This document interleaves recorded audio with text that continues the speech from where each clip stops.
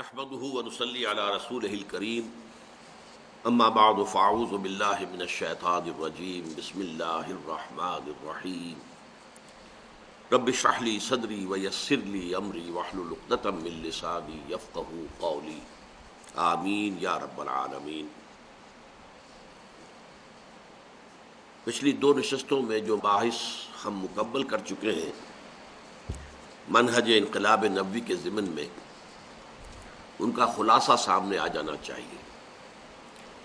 سب سے پہلے یہ کہ اگرچہ انقلاب عام طور پر تو یہ کسی بھی تبدیلی کے لیے لفظ استعمال ہو جاتا ہے، لیکن ہم جس مفہوم میں گفتگو کر رہے ہیں اس سے مراد ہے کسی علاقے یا ملک میں جو قائم اجتماعی نظام ہے، پولیٹیکو سوشو اکنامک سسٹم، اس کے کسی اہم جز کے اندر بنیادی تبدیلی، تب وہ انقلاب کہلائے گا، ورنہ نہیں۔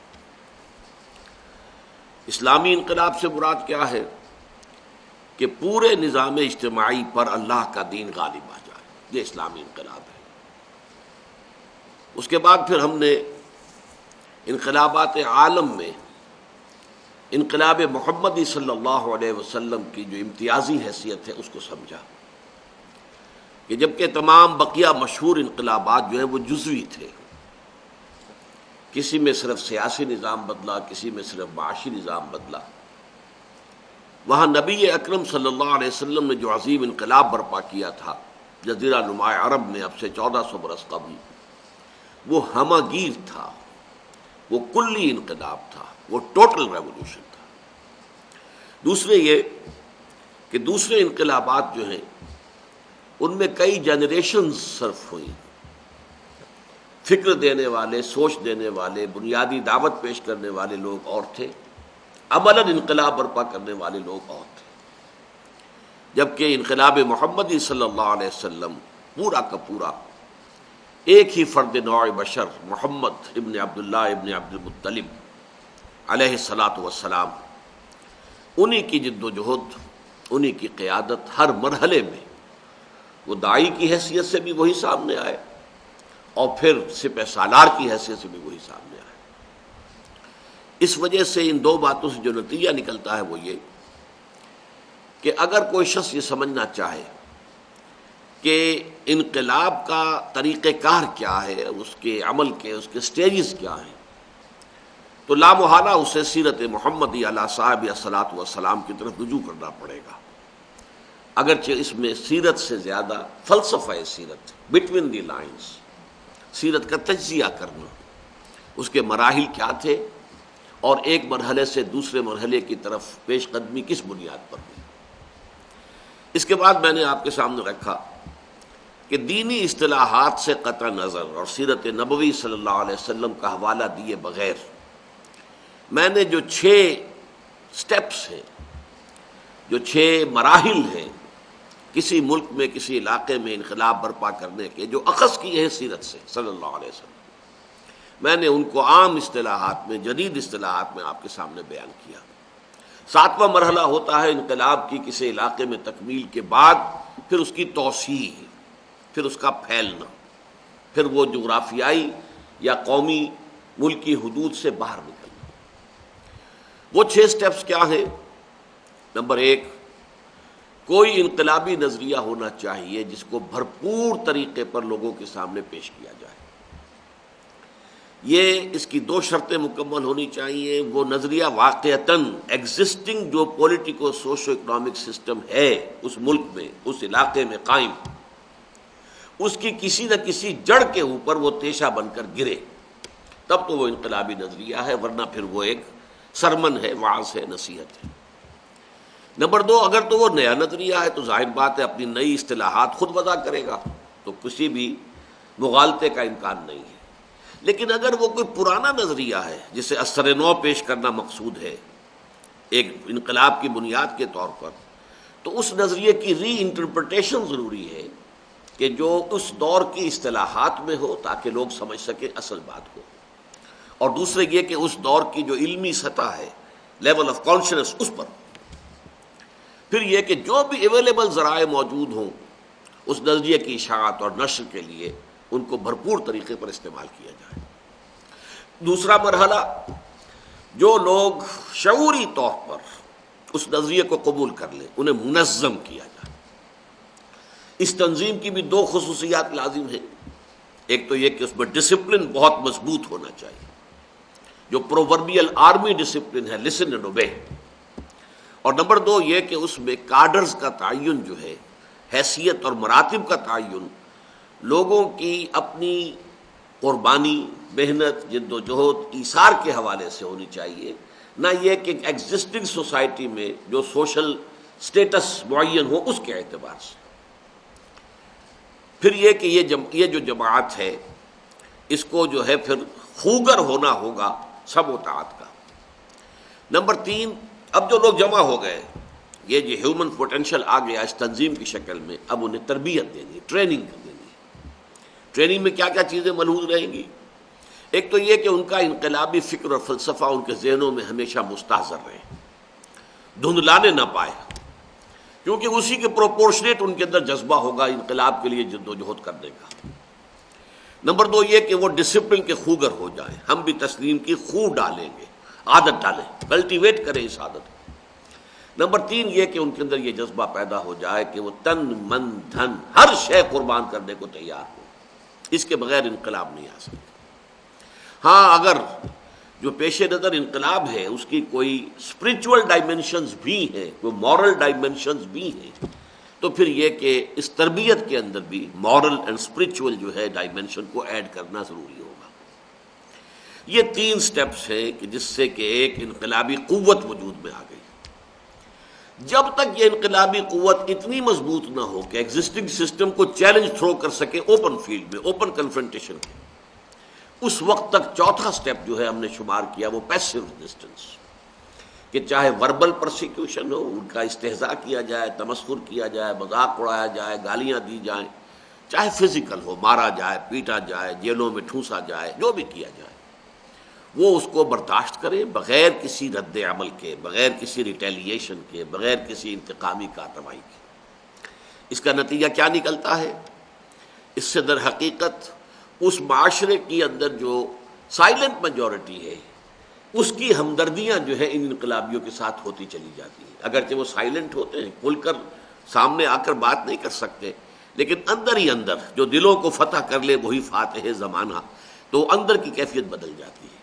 اور اس سے در حقیقت نتیجہ یہ نکلتا ہے کہ ان انقلابیوں کو وقت مل جاتا ہے کہ وہ اپنی آرگنائزیشنل بیس کو براڈ سے براڈ کریں، مضبوط سے مضبوط تر کریں، ٹریننگ کے مراحل طے کر لیں، ورنہ اگر ابتدا ہی میں وہ وائلنٹ ہو جائے تو اس بات کا پورا اندیشہ موجود ہے کہ انہیں کچل کر رکھ دیا جائے۔ یہ چیزیں ہیں کہ جو ہم، اور اس کے بعد جیسا کہ عرض کیا گیا کہ جب یہ محسوس کیا جائے کہ ہمارے پاس طاقت ہے تو پھر ایکٹیو ریزسٹنس، پھر چھیڑا جائے، اس نظام کو چھیڑا جائے، اور اس کے نتیجے میں نظام ریٹیلیٹ کرے گا پوری طاقت کے ساتھ، پھر تصادم ہوگا، تصادم میں جانے تو لامحالہ دینی ہے، البتہ یہ کہ اس کی دو شکلیں ہیں، ایک ہے دو طرفہ جنگ، قتل کرے بھی قتل ہوں بھی، اور ایک یہ ہے کہ قتل خود نہ کرے البتہ خود جانے دینے کو تیار رہے، گویا کہ ان آرمڈ ریوولٹ پہلی شکل ہے، باقاعدہ ایک آرمڈ کانفلکٹ۔ اگر تو مناسب تیاریوں کے بعد یہ ایکٹیو ریزسٹنس کا آغاز کیا گیا تو پھر انشاءاللہ کامیابی ہو جائے گی، کہیں کوئی کمزوری رہ گئی تھی تو ناکامی ہو جائے گی۔ وہ تو یہ کہ گندم آپ کو کاشت کرنی ہے تو جو اس کے قواعد و ضوابط ہیں، اصول ہیں، ان کی آپ پیروی نہیں کریں گے تو محض خلوص کی وجہ سے تو فصل نہیں ہوگی۔ فصل تو ہوگی اگر آپ اس کے جو قواعد و ضوابط ہیں، اس کا جو صحیح موسم ہے اسی میں آپ نے جو ہے اس کا بیج ڈالا ہو، پھر اس کے لیے زمین کو تیار کیا، اگر نہیں کریں گے تو فصل تو نہیں ہوگی۔ آپ کتنے ہی مخلص ہو، متقی ہو، تو چاہے کوئی کتنا ہی مخلص ہو، اگر یہ تیاریاں مکمل نہیں ہوئی ہیں تو وہ انقلاب ناکام ہو جائے۔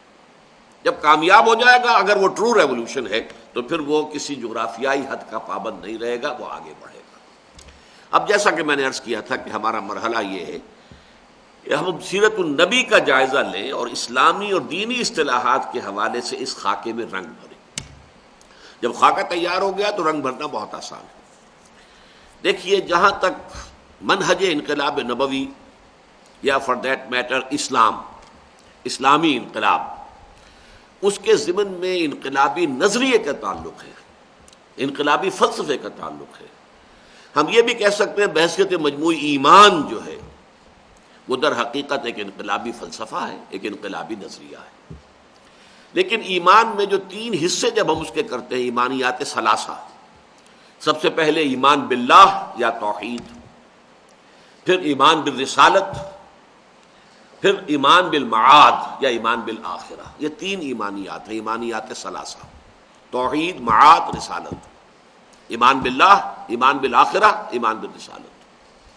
ان کے تینوں کے ذرا مختلف جو ہیں اس میں اپلیکیشنز ہیں اس منہج انقلاب نبوی کے پروسیس میں۔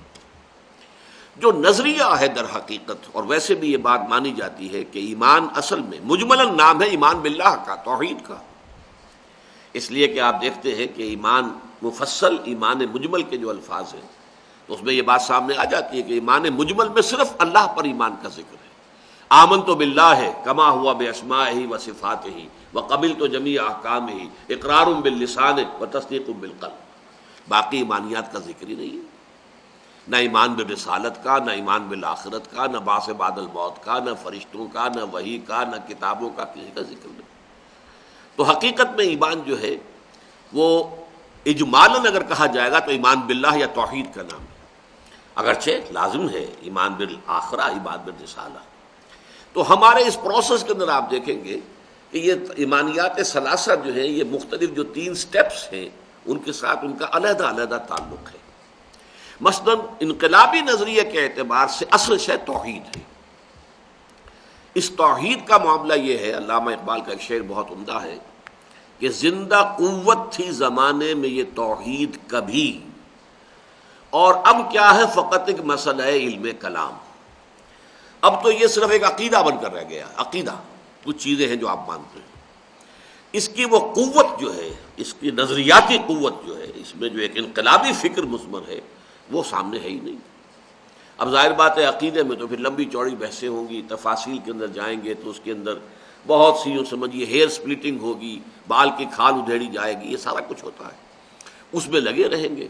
ہیں صفات ذات حق، حق سے جدا یا عین ذات، جبر و قدر کا معاملہ کیا، وغیرہ وغیرہ مسائل۔ لیکن اصل میں یہ توحید جو ہے در حقیقت یہ ایک بہت بڑا انقلابی نظریہ ہے۔ اب اس سے میں عرض کر دوں کہ توحید کا ایک پہلو یہ کہ وہ ایک مذہبی عقیدہ ہے، یہ بھی ہے، صحیح ہے، غلط نہیں ہے، اس لیے کہ ہم اس سے پہلے دیکھ چکے ہیں کہ اسلام میں تو وہ 6 کی 6 چیزیں جمع ہیں، عقیدہ بھی ہے، عبادات بھی ہے، سوشل کسٹمز بھی ہے، معاشرتی نظام بھی ہے، معاشی نظام بھی ہے، اور سیاسی نظام بھی ہے۔ یہ 6 کے 6 اسپیکٹس جو ہیں انسانی زندگی کے، جن میں سے 3 کو تو کہہ دیا گیا ہے یہ تو ہے انفرادی زندگی، اور 3 ہے اجتماعی زندگی۔ یہ مذہب کا دائرہ ہے اور یہ سیکولر دائرہ ہے، ہم اس کو تقسیم کو تسلیم نہیں کرتے۔ انسانی زندگی ایک وحدت ہے ناقابل تقسیم، اور یہ 6 کی 6 چیزیں اسلام میں موجود ہیں۔ تو توحید کا ایک اعتقادی پہلو بھی ہے، لیکن توحید کا ایک انقلابی پہلو بھی ہے۔ اب میں پہلے چاہتا ہوں کہ آپ اس کے انقلابی پہلو کو سمجھ لیں۔ توحید کی 3 کرولریز ہیں، 3 اس کے منطقی نتائج ہیں جو 3 اعتبارات سے جو پولیٹیکو سوشو اکنامک سسٹم ہے اس کی جڑ پر حملہ آور ہوتے ہیں۔ مثلا توحید کی ایک کرولری یہ ہے کہ ان الحکم الا للہ، حاکمیت صرف اللہ کے لیے، sovereignty belongs to him and him alone۔ سروری زیبا فقط، اس فقط کے لفظ پر غور کیجیے، سروری زیبا فقط اس ذات بے ہمتا کو ہے، حکمراں ہے ایک وہی، باقی بتانے حاضری۔ اس کا کیا مطلب ہوا؟ ہیومن سوورنٹی اس کی نگیشن ہو گئی، کمپلیٹ نفی ہو گئی، چاہے وہ بادشاہت کی شکل میں ہو کہ ایک شخص سوورن بن کر بیٹھا ہوا ہے، چاہے وہ ڈیموکریسی کی شکل میں ہو کہ عوام کو سوورن بنا دیا گیا، وہ عوامی حاکمیت ہو، انفرادی حاکمیت ہو، کوئی قوم دوسری قوم پر حاکم ہو جائے، ہر چیز کی نفی سیاسی نظام کا سب سے بڑا انقلابی نظریہ ہے کہ انسان کے لیے حاکمیت ہے ہی نہیں، حاکمیت صرف اللہ کی۔ اب دوسری کورولری لیجیے، اقتصادی نظام میں سب سے بڑا فلسفہ ہوتا ہے ملکیت، یہ میری ملکیت ہے، میں جو چاہوں کروں۔ توحید نے نفی کر دی ہے، کوئی ملکیت کسی کی ہے ہی نہیں، ملکیت صرف اللہ کی۔ جیسے کہ سیاسی میدان میں حاکمیت کی نفی کر کے خلافت کا تصور دیا گیا. انسان خلیفہ ہے، حاکم نہیں ہے، بادشاہ نہیں ہے، سوورن نہیں ہے، وائس جیرنٹ ہے. اسی طریقے سے اقتصادی میدان میں انسان کسی شے کا مالک نہیں ہے، امین ہے، کسٹوڈین ہے. یہ اس کے پاس مالک کی امانت ہے. نہ صرف یہ کہ کوئی گھر ہے تو بھی اللہ کی دی ہوئی امانت ہے، دکان ہے تو امانت ہے، کارخانہ ہے تو امانت ہے. اس سے آگے چل کر اس کے ہاتھ اس کے پاس امانت ہے اللہ کی، اس کی ٹانگیں اس کے پاس اللہ کی امانت ہے، اس کی آنکھیں اس کے پاس اللہ کی امانت ہے. اگر میں سمجھوں کہ میری آنکھ ہے، میرا ہاتھ ہے، جیسے چاہوں استعمال کروں، میرے پاؤں ہیں، یہ میں جدھر چاہوں ان کو لے کر جاؤں تو غلط ہو جائے. نہیں، یہ اللہ کی امانت میرے پاس ہے، اس سے میں وہی کام کر سکتا ہوں جو اللہ نے جس کی اجازت دی ہے. یہ آنکھیں میرے پاس اللہ کی امانت ہے، اس سے میں وہی چیزیں دیکھ سکتا ہوں جس کی کہ اللہ نے اجازت دی. یہ ہے کسٹوڈین ہونے کا تصور. تو ملکیت کے تصور کی نفی ہو گئی. ظاہر بات ہے کہ ملکیت مطلقہ، ایبسلیوٹ اونرشپ کا کسی کے لیے بھی کوئی تصور اسلام میں نہیں ہے. للہ ما فی السماوات و ما فی الارض، آسمان اور زمین میں جو کچھ ہے اللہ کے پاس اللہ کا ہے. باقی تو استخلاف ہے. یہ مما جعلکم مستخلفین فی، اللہ نے تمہیں جن جن چیزوں میں خلافت دے دی ہے وہ چیزیں گویا کہ تمہارے پاس اس کی امانت ہے، ان کو استعمال کرو تو اللہ کی مرضی کے مطابق کرو. نمبر 3، اب دیکھا آپ نے کہ یہ اقتصادیات میں ایک نہایت بنیادی انقلابی فکر آ گیا. نمبر 3، سماج اور معاشرے کے اندر تمام انسان اللہ کی مخلوق ہے، لہذا تمام انسان پیدائشی طور پر برابر ہے. No one is higher, no one is lower. کوئی اونچا نہیں، کوئی نیچا نہیں، کوئی اعلیٰ نہیں، کوئی ادنا، پیدائشی طور پر. بعد میں ایکوائرڈ کیریکٹرز کے اعتبار سے کوئی اونچا کوئی نیچا ہو جائے. کسی نے علم بہت حاصل کر لیا ہے تو اس کی ایک فضیلت ہو جائے گی. کسی کے اخلاق بہت بلند ہیں، اعلیٰ ہے، کردار اونچا ہے، وہ اس کی عزت ہوگی. ان اکرمکم عند اللہ اتقاکم. لیکن پیدائشی طور پر کسی گورے کو کسی کالے پر کوئی فضیلت نہیں، کسی کالے کو کسی گورے پر کوئی فضیلت نہیں، کسی عرب کو کسی اجمی پر فضیلت نہیں، کسی اجمی کو کسی عرب پر فضیلت نہیں. یہ میں پچھلی نشست میں عرض کر چکا ہوں کہ ایچ جی ویلز نے اس کے حوالے سے اتنی بڑی گواہی دی ہے کہ یہ باتیں کہی تو بہت سے لوگوں نے تھی پہلے دنیا میں، لیکن پہلی مرتبہ ان اصولوں پر ایک معاشرہ بالفعل قائم کیا ہے محمد نے صلی اللہ علیہ وسلم. تو یہ جو ہے by birth all human beings are absolutely equal, یہاں تک کہ مرد سپیریئر اور عورت انفیریئر نہیں ہے. قرآن کہتا ہے بعضکم من بعض، تم ایک دوسرے ہی میں سے ہو نا. ایک ہی باپ کے نطفے سے بیٹا بھی ہے، بیٹی بھی ہے. ایک ہی ماں کے رحم میں بیٹے نے بھی پرورش پائی ہے، بیٹی نے بھی. تو بیٹا کیسے سپیریئر ہو جائے گا اور بیٹی کیسے انفیریئر ہو جائے گی؟ ہاں، معاشرتی نظام جب بنے گا تو اس میں ذمہ داریوں اور حقوق اور فرائض کے اعتبار سے فرق ہو جائے گا. جیسے کہ آپ کو معلوم ہے کہ دفتر ہے تو اس میں ایک افسر ہے، ایک چپڑاسی ہے. As human beings they are equal. Human dignity, اس میں ان میں فرق نہیں ہے. اور سیاسی اعتبار سے دونوں کا ایک ہی ووٹ ہوگا. افسر صاحب کے 10 ووٹ یا 20 ووٹ نہیں ہے، وہ بھی جائے گا تو ایک ہی ووٹ ڈال کے آئے گا، اور چپڑاسی کا بھی ایک ووٹ ہوگا. سیاسی اعتبار سے بھی دے آر ایکول. لیکن یہاں اس دفتر کی مینجمنٹ میں چپڑاسی چپڑاسی ہے، افسر افسر ہے. اسی طرح گھر کے ادارے میں جو مرد ہے وہ وہاں پر حاکم کی حیثیت رکھتا ہے، افسر کی حیثیت رکھتا ہے، اور بیوی جو ہے وہ در حقیقت اس کے تابع کی حیثیت رکھتی ہے. یہ انتظامی بات ہے، اس کا مطلب یہ نہیں ہے کہ عورت انفیریئر ہے. اب آپ نے دیکھا کہ یہ پولیٹیکو سوشو اکنامک سسٹم، میں یہ لفظ بار بار بولتا رہا ہوں، ان تینوں پر اس عقیدہ توحید کی جو ہے ضرب لگتی ہے کہ انسانی حاکمیت کے تصور کی نفی مطلق، انسان کے لیے ملکیت مطلقہ کی نفی مطلق، اور انسانوں میں کسی اونچ نیچ، کوئی برہمن کوئی شودر، نہ برہمن اونچا ہے نہ شودر نیچا ہے، برابر ہے. By birth all human beings are equal. اب اس سے بڑا انقلابی نظریہ اور کون سا ہوگا؟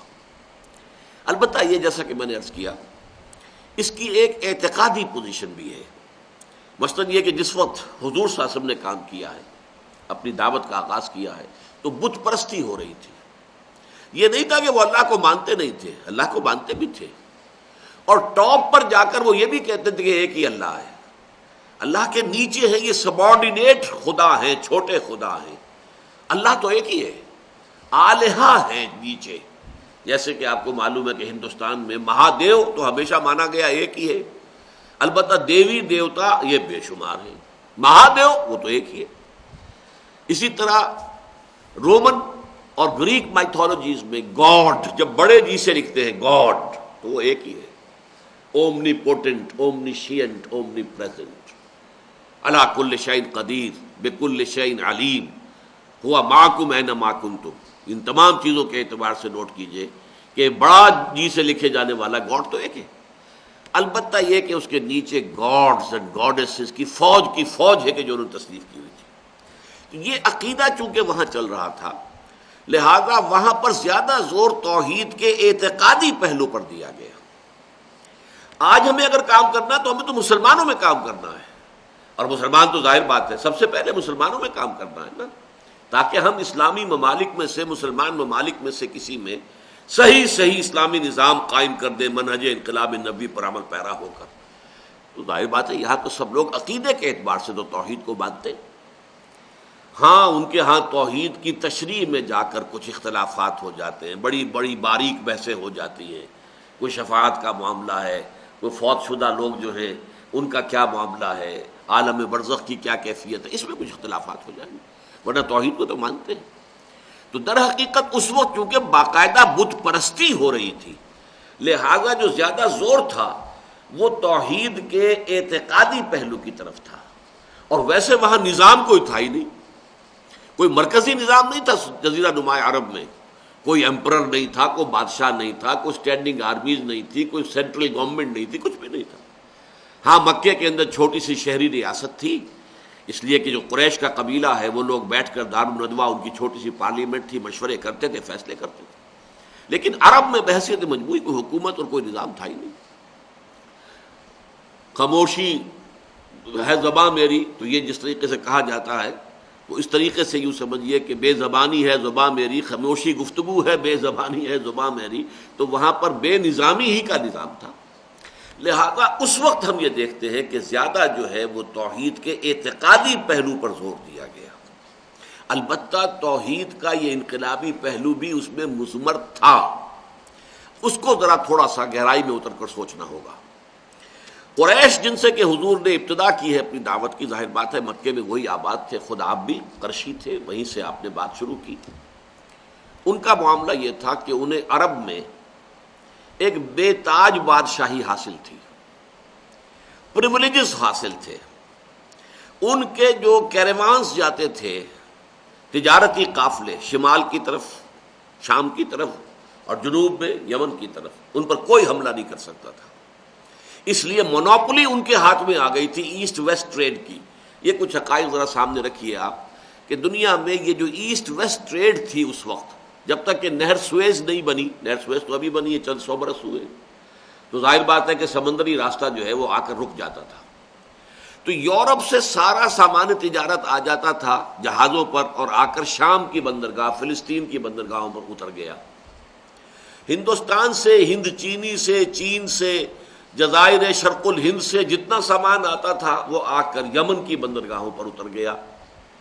اب یمن سے اور شام تک کا یہ جو فاصلہ ہے، اس میں قافلے چلتے تھے، جو یہاں سے مال اٹھاتے تھے وہاں لے جاتے تھے، وہاں سے اٹھاتے تھے یہاں لے آتے تھے، تو یہ گویا کہ لنک تھے، یہ لنک تھے ایسٹ اینڈ ویسٹ ٹریڈ میں، مشرق کی اور مغرب کی تجارت میں۔ اس کی وجہ سے یہ مونوپولی انہیں حاصل اس لیے ہو گئی کہ کسی اور قبیلے کا قافلہ بچ کے جا نہیں سکتا، لوٹ مار غارت گری یہ تو ان کا رول تھا، لیکن قریش کے قافلے پر کوئی حملہ نہیں کرتا تھا، لہذا مونوپولی حاصل ہو گئی انہیں۔ وہ سارے ان کے کیریوان روٹس جو ہیں وہ اوپن تھے ان کے لیے، ان کے قافلے جاتے تھے شمال کی طرف، جنوب کی طرف، کوئی انہیں ہاتھ نہیں لگاتا تھا۔ وہ کیوں تھا؟ اس کی ایک بڑی باریک وجہ تھی، وہ یہ تھا کہ تمام عرب قبائل جو تھے جزیرہ نما عرب کے، ان کے بت خانہ کعبہ میں رکھے ہوئے تھے۔ کس کے قبضے میں تھے؟ قریش کے قبضے میں تھے، گویا کہ ان کے خدا جو ہیں وہ قریش کے پاس ہاسٹیجز تھے، ہاسٹیجز یرغمالی۔ اگر کوئی قبیلہ ان کے قافلے پر حملہ کرے تو اس کے بت کو توڑ کر یا اس کی گردن مروڑ کر نہیں پھینک دیں گے، گویا کہ ان کے خدا جو ہے قریش کے ہاتھ میں تھے یرغمال کی حیثیت سے، ہاسٹیجز کی حیثیت سے، لہذا قریش کے کسی قافلے کے اوپر کوئی بھی قبیلہ جو ہے عرب کا وہ حملہ نہیں کرتا تھا، اس لیے ان کو مفادات حاصل تھے۔ پھر یہ کہ جب سب لوگ آتے تھے یاترا کے لیے، جیسے کہ ہندو جب جاتے ہیں مندروں میں تو پیش کرتے ہیں نا، تحفے ہیں، تحائف ہیں، چڑھاوے چڑھاتے ہیں۔ سومناتھ کے مندر میں جو مندر تھا اس میں جو اس کے تہخانوں میں اتنا زر و سیم جو جمع تھا، کیسے جمع تھا؟ تو اس لیے جب وہ لوگ آتے تھے زیارت کرنے کے لیے اپنے اپنے خداؤں کی تو چڑھاوے چڑھاتے تھے۔ وہ چڑھاوے کہاں جاتے تھے؟ ظاہر بات ہے جیسے آج ہمارے مزاروں کے چڑھاوے متولیوں کے پیٹ میں جاتے تھے۔ کچھ تھوڑا سا حکومت نے روکا ہے کہ جب یہ اوقاف بنا دیے اور اوقاف میں وہاں پر جو ہے وہ رکھ دی گئی ہے، جو ہے یہاں پر جو ہے غلہ ہے، یہاں پہ ڈالو پیسے اور پھر وہ لیکن اس سے پہلے کیا تھا؟ سارا کا سارا مال کہاں جاتا تھا؟ متولیوں کے پاس۔ اسی طریقے سے قریش کو ملتا تھا سارا کا سارا وہ مال کہ جو وہاں پہ چڑھاووں کا چڑھا آتا تھا، لہذا ان کا اقتصادی اور سیاسی اعتبار سے جو انہیں خصوصی ایک حیثیت حاصل تھی جزیرہ نما عرب میں، وہ انہی بتوں کی وجہ سے تھی۔ تو جب ان بتوں پر ہٹ کیا گیا، ان ہی الا اسماء سمیتموہا انتم وآباؤکم ما انزل اللہ بہا من سلطان، ان کی کوئی حقیقت نہیں ہے۔ یہ لات اور عزیٰ اور منات، ان کی کوئی حقیقت نہیں ہے، یہ کچھ نام ہے جو تم نے اور تمہارے آباء و اجداد نے رکھ چھوڑے ہیں، ان میں کوئی الوہیت نہیں، ان کے پاس کوئی اختیار نہیں، ان کو مت پوجو۔ اس کا کیا مطلب تھا؟ وہ سارے معاشی جو ان کے مفادات تھے اور جو انہیں سیاسی طور پر بے تاج بادشاہی حاصل تھی جزیرہ نما عرب میں، اب وہ خطرے میں پڑ رہی ہے۔ یہ بت یہاں سے صاف کر دیے جائیں، توحید کا مرکز اس کو دوبارہ ریسٹور کر دیا جائے جو حضرت ابراہیم نے بنایا تھا، تو یہ قریش کے مفادات تو ختم ہو جائیں گے۔ یہ بات ہے جو غالباً یہ جو میسج نام سے اور میسنجر آف اللہ کے نام سے پکچر بنائی تھی لیبینز نے، اس میں ایک بڑا پیارا سین ہے۔ یقیناً چونکہ یہ جو تصویر بنائی گئی تھی، پکچر بنائی گئی تھی، تو بڑے ریسرچ کے بعد ان میں چیزیں جو ہیں جو بیان ہوئے ہیں واقعات، وہ ایسے کہانیاں نہیں ہیں بلکہ بہت اوتھینٹک واقعات ہیں۔ اس میں ایک واقعہ میں نے دیکھا، اگرچہ کہیں میں نے کسی کتاب میں نہیں پڑھا ہے اس کو، اور وہ یہ ہے کہ حضور کے جو ایمان لانے والے نوجوانوں میں جوشیلے تھے، ان میں سے ایک جوشیلا نوجوان صحابی وہ پہنچ گیا دارالندوہ میں، جہاں یہ قریش کے تمام سردار بیٹھے ہوئے تھے۔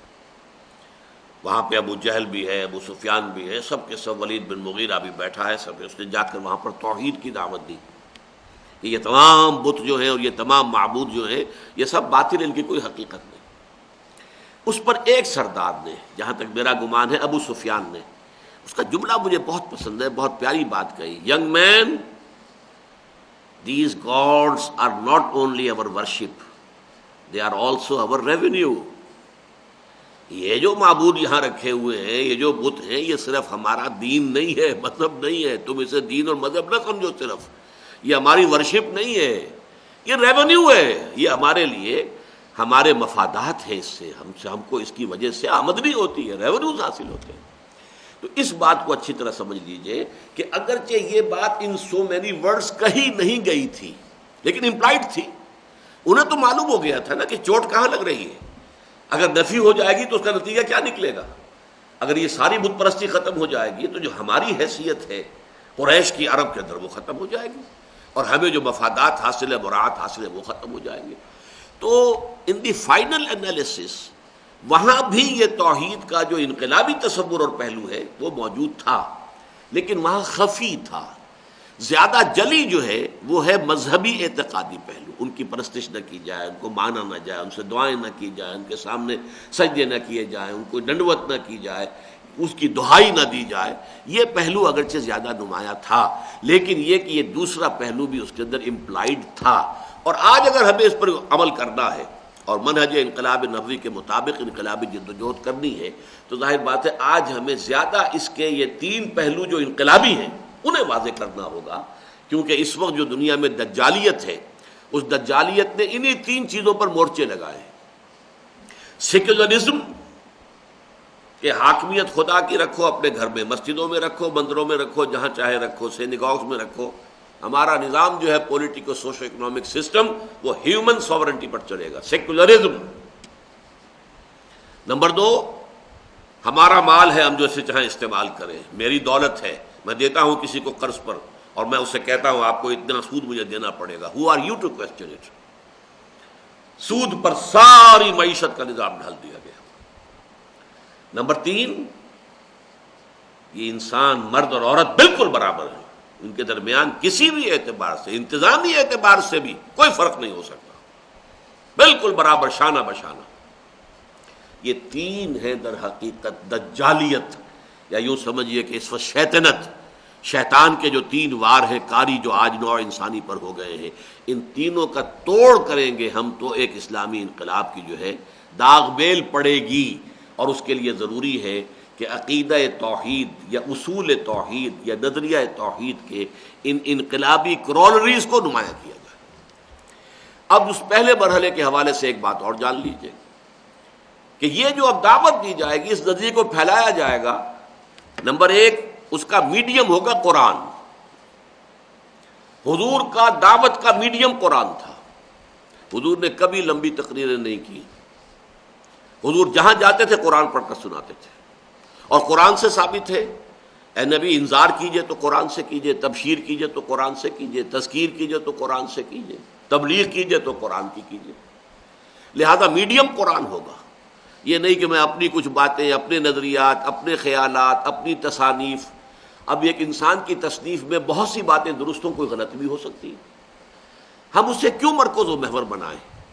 کسی ایک مفسر کی تفسیر میں فرض کیجئے 90% چیزیں درست ہیں، 10% غلط بھی ہو سکتی ہیں.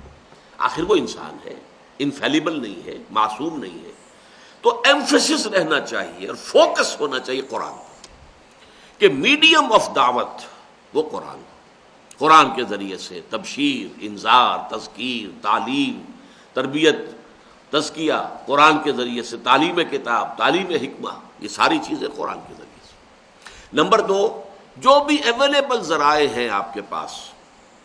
پہلے اگر حضور کے پاس تو ایک ہی ذریعہ تھا، یا 1 to 1 لوگوں سے ملاقات کر کے دعوت پیش کرنا، پی کالز، یا کہیں جا کے گلی میں کھڑے ہو کر کوئی شروع کر دینا وعظ، لوگ جمع ہو جائیں سنیں. یہاں جیسا کہ حکم ہوا فاصدع بما تؤمر، تو آپ کوہ صفا پر کھڑے ہو کر آپ نے نعرہ لگایا وا صباحا، جو وہاں کا رواج تھا. لوگ جمع ہو گئے تو آپ نے تقریر کی. یہاں جیسے کہ آج بھی ہوتا ہے، آپ کوئی بات کہنا چاہتے ہیں کچھ لوگوں سے تو کھانے پر بلاتے ہیں، انہیں کھانا کھلا کے پھر آپ اپنی دعوت پیش کرتے ہیں. جب حضور کو حکم ہوا کہ وانذر عشیرتک الاقربین، تو آپ نے بنو ہاشم کو کھانے پر بلایا. پہلی مرتبہ کھانا کھا کے جب آپ کھڑے ہوئے بات کرنے تو انہوں نے ہوٹنگ کی، شور مچا دیا، چلے گئے، بات سنی نہیں. لیکن آپ اس سے بددل نہیں ہوئے، آپ نے کچھ دن کا وقفہ دے کر پھر دوبارہ بلایا، پھر کھانا کھلایا. تو اب یہ میں کہا کرتا ہوں کہ کچھ شرم آ گئی ہوگی کہ 2 مرتبہ کھانا کھا لیا ہے، تو اب بہرحال جو کچھ یہ کہتے سن تو لو. تو حضور نے پھر وہ وعظ فرمایا، دعوت اپنی پیش کی، تقریر کی. لیکن یہ کہ جواب میں پورے مجمع کو سانپ سونگھ گیا، کوئی نہیں بولا سوائے حضرت علی کے. وہ کھڑے ہوئے کہ اگرچہ میں سب سے چھوٹا ہوں، اگرچہ میری ٹانگیں پتلی ہیں، اگرچہ میری آنکھیں بھی دکھتی ہیں.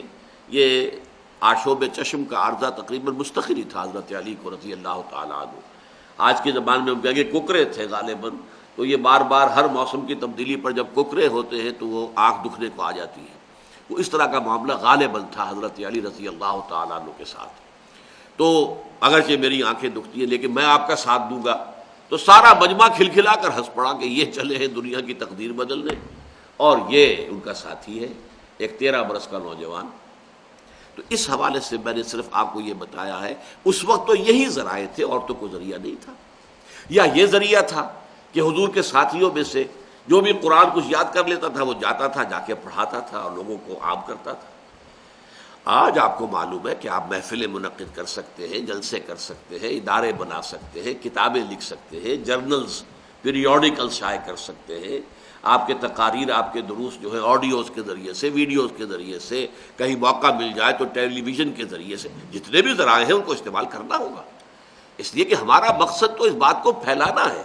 اور پہلا مرحلہ انقلابی عمل میں ہم نے یہی سمجھا تھا کہ انقلابی نظریہ ہو اور اسے بڑے سے بڑے پیمانے پر عام کیا جائے، اور اس کے لیے تمام ذرائع ابلاغ جو بھی اس وقت اویلیبل ہوں ان کو استعمال کیا جائے. تو اس کے لیے یہ ہے کہ تمام ذرائع ابلاغ کو استعمال کیا جائے. تو یہ پہلا مرحلہ ہوا حضور صلی اللہ علیہ وسلم کا کہ آپ کا انقلابی فکر در حقیقت توحید ہے، توحید کی 3 کرونالوجی یہ انسان کے پولیٹیکو سوشو اکنامک سسٹم کی جڑوں کے اوپر تیشہ بن کر گرتی ہیں، اور اس کو پھر آپ نے قرآن کے ذریعے سے اس توحید کو عام کیا، پھیلایا، اور اس کے لیے ہر ممکن ذریعہ جو اس وقت اویلیبل تھا اس کو استعمال فرمایا۔ اب آگے آئیے، نمبر 2 مرحلہ ہے تنظیم۔ تنظیم کے مرحلے کے بارے میں ایک بات تو پہلے اصولاً جان لیجیے۔ تنظیم خاص طور پر اس جماعت کے لیے کہ جس کے داعی اور امیر تھے محمد صلی اللہ علیہ وسلم، اس کے لیے اولین بنیاد جو تھی لسن نبے کی، وہ یہ تھی کہ حضور نبی اور رسول تھے۔ اگر کوئی شخص مان لیتا ہے، میں نے مان لیا آپ کو کہ آپ اللہ کے نبی ہیں، رسول ہیں، اشہد ان محمدن عبدہ ورسولہ، اشہد انک یا محمد عبد اللہ و رسولہ، اے محمد میں گواہی دیتا ہوں کہ آپ اللہ کے بندے ہیں اور اللہ کے رسول۔ اس کے کیا معنی ہوئے؟ اب مجھے تو لازماً اطاعت کرنی ہے، اس لیے کہ وما ینطق عن الہویٰ ان ہوا الا وحی یوحیٰ، وہ جو کچھ کہہ رہے ہیں وہ تو اللہ کی طرف سے کہہ رہے ہیں، اپنی بات تو نہیں کہہ رہے۔ یہی وجہ ہے کہ صحابہ کرام کو اگر کبھی کسی معاملے کے اندر کچھ کہنے کی ضرورت محسوس ہوتی تھی کہ ہم کوئی رائے پیش کریں، تو پہلے پوچھ لیتے تھے، حضور اگر تو آپ کا یہ فعل یا یہ اقدام یا آپ کی یہ رائے اگر تو وحی کے تحت ہے تو سمعنا واطعنا، اگر یہ آپ کی ذاتی رائے ہے تو اگر آپ اجازت دیں تو ہم کچھ عرض کریں۔ اگر حضور اجازت دیتے تھے پھر اپنی رائے دیتے تھے، اور متعدد مواقع پر حضور نے ان کی رائے کے مطابق فیصلہ اپنا بدل دیا۔ غزوہ بدر میں جہاں جا کر حضور نے کیمپ لگوایا تھا، کچھ صحابہ حاضر ہوئے کہ حضور اگر تو یہ وحی کے حکم کے تحت ہے تو ٹھیک ہے، سمعنا واطعنا، ہمیں قبول ہے، اگر یہ آپ کی ذاتی رائے ہے اور اگر آپ اجازت دیں تو ہم کچھ عرض کریں۔ فرمایا ضرور کہو، اس لیے کہ ظاہر بات ہے کہ حضور کو تو جنگی تجربہ نہیں تھا، تو جن لوگوں نے پہلے لڑائیاں لڑی ہوں وہی جانتے ہیں نا کہ کیا چیزیں اسٹریٹجی کے اعتبار سے کیا کون سے مسئلہ بہتر ہے۔ تو انہوں نے کہا کہ اصل میں ہمارا کیمپ جو ہے وہ یہاں نہیں وہاں ہونا چاہیے، اس جگہ۔ آپ نے فرمایا ٹھیک ہے، حکم دیا خیمے اکھاڑو، لاؤ وہاں جا کے لگا دو۔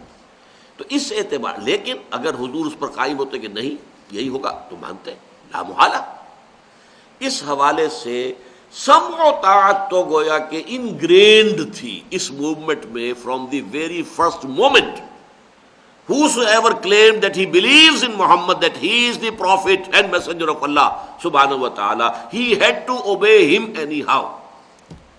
لہذا سمع و طاعت جو ہے اس تحریک اور اس دعوت کے اندر، میں پھر وہی لفظ استعمال کروں، انگرینڈ تھی، اس کے اپنے اندر موجود تھی۔ یہ صورتحال ظاہر بات ہے کہ آئندہ تو نہیں ہو سکتی، حضور کے بعد تو کوئی نبی آنے والا نہیں، نبی رسول کا معاملہ تو یہی ہے، وما ارسلنا من رسول الا لیطاع باذن اللہ، ہم نے نہیں بھیجا کوئی بھی رسول مگر اسی لیے کہ اس کی اطاعت کی جائے اللہ کے حکم سے۔ ومن یطع الرسول فقد اطاع اللہ، جو رسول کی اطاعت کرتا ہے وہ اللہ کی اطاعت کرتا ہے۔ اس اعتبار سے حضور کی اطاعت تو لازم تھی، یہ گویا کہ آرگنائزیشن کی بنیاد پہلے سے موجود تھی، لیکن حضور نے ایک خاص مرحلے پر آ کر اس پر ایک اور ردہ رکھا، اینٹوں پر اینٹ رکھی جاتی ہے، ردہ رکھا جاتا ہے۔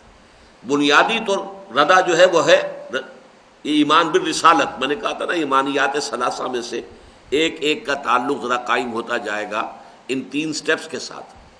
تو توحید، ایمان باللہ، وہ ہے انقلابی نظریہ، اور یہ جو ہے تنظیم، جماعت، سمع و طاعت، اس کے لیے اصل شے کیا ہے؟ ایمان بالرسالت، کہ محمد اللہ کے نبی، اللہ کے رسول ہیں، وما ینطق عن الہویٰ ان ہوا الا وحی یوحیٰ۔ یہ ردہ تو ہے پرائمری، پورا پہلا جو ہے بنیادی۔ اس کے اوپر ایک ردہ آپ نے اور رکھا، اس کا نام ہے بیعت۔ خاص طور پر جب مدینے کے لوگ آ گئے اور وہ ایمان لے آئے اور ان کی معتدب تعداد بھی ہو گئی، اور مدینے میں حضور کو نظر آیا کہ حالات ایسے ہیں کہ میں اگر اپنا مرکز وہاں منتقل کر دوں تو ہماری اس دعوت کے لیے وہاں پر جو بہت ہی زیادہ سازگار ماحول مل سکتا ہے، تو آپ نے بیعت لی۔ مکے والوں سے اس سے پہلے بیعت کیوں نہیں لی تھی؟ یہ بھی نوٹ کر لیجیے۔ اس لیے کہ جب انہوں نے رسول مان لیا تو حکم تو ماننا ہی ہے، پھر یہ کہ وہ تو ہر وقت پاس ہی ہیں، ہر وقت وہ آ کر حضور سے معلوم کر سکتے ہیں کہ ہم کیا کریں کیا نہ کریں. کوئی درمیان میں کسی کو امیر بنانا کسی کو نقیب بنانے کی کیا ضرورت ہے؟ معدود چند تو لوگ ہیں اور حضور بنفس نفیس موجود ہیں. اس میں کوئی لمبی لائن بنانا کہ اس کے اندر تم نقیب ہو تم امیر ہو تم فلاں، اس کی کوئی ضرورت نہیں تھی. لہٰذا کوئی آرگنائزیشنل اسٹرکچر کوئی آرگنائزیشنل ہائرارکی حضور نے مکے میں پیدا نہیں کی، اور نہ ہی اس معنی میں بیعت نہیں. بیعت اسلام ہوتی تھی، کوئی باہر سے آیا وہ اب کہتا میں آپ پر ایمان لاتا ہوں، بیعت ہو جاتی تھی، اسلام پر بیعت. لیکن یہ جو مدینے کا مسئلہ جب آ گیا ہے یہ اصل میں ہوا ہے 12ویں سال میں. 12واں سال نبوی، وحی کے آغاز کے بعد 12واں سال، اور 1 سال قبل ہجرت -1 ہجری ابھی شروع ہوگا ہجرت پر، ابھی ہجرت سے 1 سال پہلے کا واقعہ ہے. اس وقت جو ہے 75 افراد سے حضور نے بیعت لی. یہ بیعت انتہائی اہم ہے اور بڑی طویل ہے، اور یہ کہ یہ متفق علیہ حدیث کے طور پر ہماری احادیث کے ذخیرے میں موجود ہے، بخاری میں بھی اور مسلم میں بھی. اور جو حدیث متفق علیہ ہو، بخاری میں بھی ہو مسلم میں بھی ہو، وہ گویا کہ روایت کے اعتبار سے تقریباً قرآن کے ہم پلہ ہوتی ہے. عبادہ ابن صامت رضی اللہ تعالیٰ عنہ فرماتے ہیں بایعنا رسول اللہ صلی اللہ علیہ وسلم، ہم نے بیعت کی تھی اللہ کے رسول سے صلی اللہ علیہ وسلم. کس بات کی اب گنتی کیجئے؟ علی السمع، کہ آپ کا ہر حکم سنیں گے، والطاعت، اور اطاعت کریں گے، فی العسر، چاہے مشکل ہو تنگی ہو دقت ہو، والیسر، چاہے آسانی ہو، والمنشط، چاہے ہماری طبیعتیں آمادہ ہوں، والمکرہ، چاہے ہمیں اپنی طبیعتوں پر جبر کرنا پڑے. سمجھ لیجئے اس کا مطلب کیا ہے. کبھی اجتماعی طور پر فیصلہ جو ہوتا ہے آپ کی رائے کے مطابق ہے تو طبیعت میں انشراح ہوگا اور آپ اس کے لیے بھاگ دوڑ کریں گے، محنت کریں گے، آپ کی رائے بھی وہی تھی جس کے مطابق فیصلہ ہوا ہے. کبھی وہ فیصلہ جماعتی زندگی میں آتا ہے کہ آپ کی رائے کے خلاف ہوا ہے. اب آپ کی طبیعت کے اندر جو ہے آمادگی نہیں ہوگی اس کے لیے کام کرنے کی، لیکن اس بیعت کی روح سے آپ کو کام کرنا ہے، اپنی طبیعت پر جبر کر کے کرنا ہے، اس لیے بیعت کی ہے. لہذا حضور نے جو بھی چیزیں ہو سکتی تھی، جو رکھنے ہو سکتے تھے نظم کو کمزور کرنے کے، ان کو سب کو بند کر دیا. فی العسر والیسر، یہ نہیں کہ آسانی ہو تبھی نہیں، مشکل ہو، مشکل ترین مراحل ہے، تبھی جو حکم ہوگا there is but to do and die, there is not no reason why. یہ میں پچھلی نشست میں بیان کر چکا ہوں charge of the light brigade کے حوالے سے. نمبر 2، چاہے یہ کہ طبیعت آمادہ ہو اور چاہے طبیعت پر جبر کرنا پڑے. اس سے آگے چلیے، وَعَلَىٰ أَثَرَةٍ عَلَيْنَا، چاہے آپ دوسروں کو ہم پر ترجیح دے دیں. یہ ایک بہت بڑا فتنہ ہوتا ہے جماعتی زندگی میں. آپ سمجھتے ہیں میں پرانا خدمتگار ہوں، پرانا ساتھی ہوں، بہت وفادار ہوں، میں نے اتنا کام کیا ہے، اور یہ ایک نیا شخص جو ہے کل ہی آیا ہے، کل ہی شامل ہوا ہے جماعت میں، اس کو امیر بنا دیا اور مجھے اس کے تحت دے دیا. طبیعت میں ریوولٹ ہوتی ہے کہ نہیں؟ طبیعت ابا کرتی ہے. لیکن یہاں بھی ہاتھ آپ نے گویا کہ ہاتھ دھلوا لیے. You wash your hands off, it will be my prerogative, میرا اختیار ہوگا، میں جس کو چاہوں امیر بناؤں. تو آپ نے پہلے ہی کہلوا لیا وَعَلَىٰ أَثَرَةٍ عَلَيْنَا، ہم آپ کو اختیار دیتے ہیں، آپ جس کو چاہیں ہم پر ترجیح دیں. وَعَلَىٰ أَلَّا نُنَازِلَ أَمْرَهُ عَلَيْهِ، ترجیح دینے کا مطلب کیا؟ آپ امیر بنائیں گے اس کو. تو یہ بھی عہد لے لیا کہ جن کو میں امیر بناؤں گا ان کے ساتھ جھگڑو گے نہیں، ہم نہیں جھگڑیں گے ان لوگوں کے ساتھ جنہیں صاحب امر بنایا جائے گا. اللہ ننازل امر اہلہ. اس کی مزید وضاحت ایک اور حدیث میں آتی ہے.